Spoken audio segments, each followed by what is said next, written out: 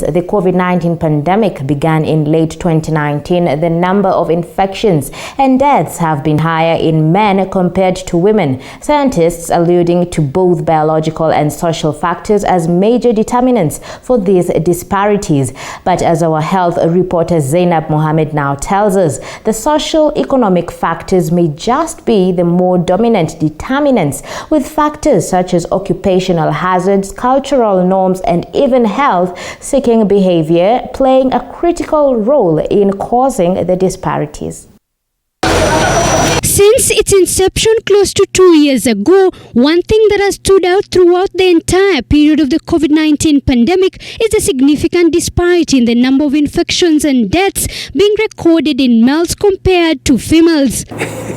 And even though further research is being conducted in order to determine whether there are deeper biological elements informing the occurrence, renowned virologist Professor Omwanzala tells me men could be expressing more receptors than women. There is a critical look at whether there is any biology related to this, because we know that viruses don't just infect any cell.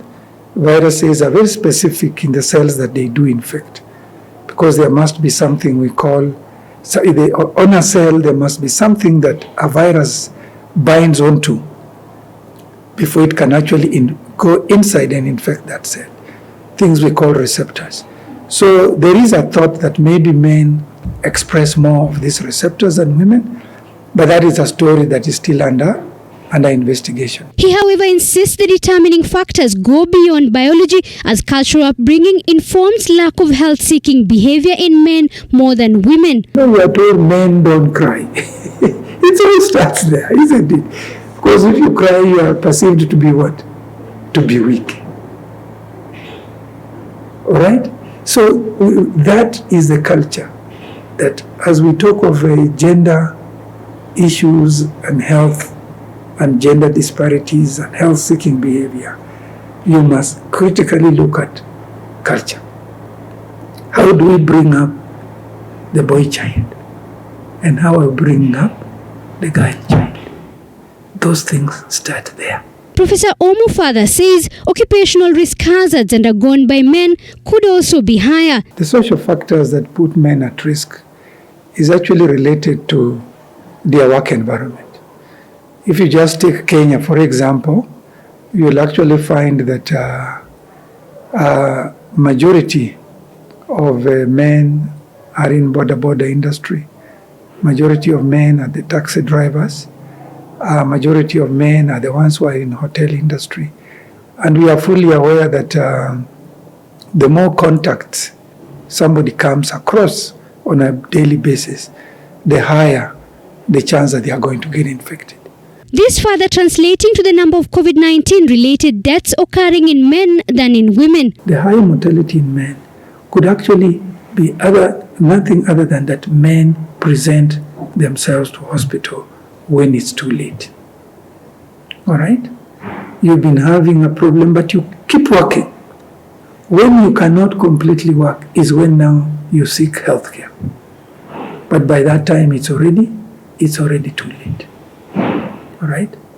And when it is too late, the chance of passing away are much higher. Statistics from the Ministry of Health showing between March 2020 and September 2021, 58% of the total COVID-19 infections have been recorded among men, vis-a-vis 42% that was recorded in women. In terms of deaths, 3,029 deaths recorded in the country were among men, whilst 1,801 deaths were recorded among women.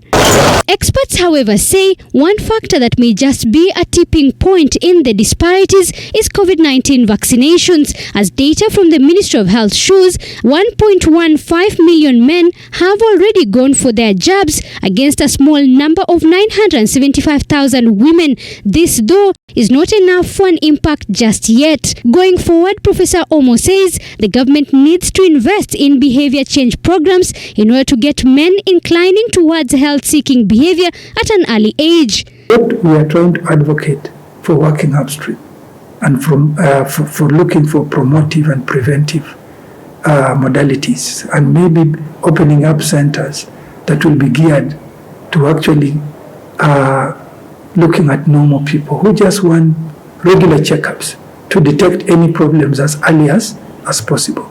That would be the direction to take.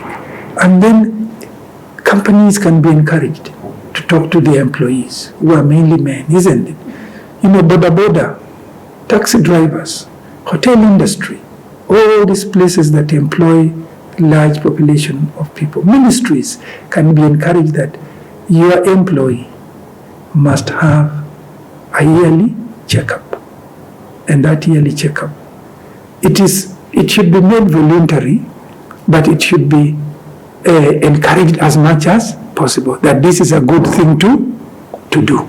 The country has today recorded a total of 661 cases, 332 of them among men and 329 among women. Zainab Mohammed, T47.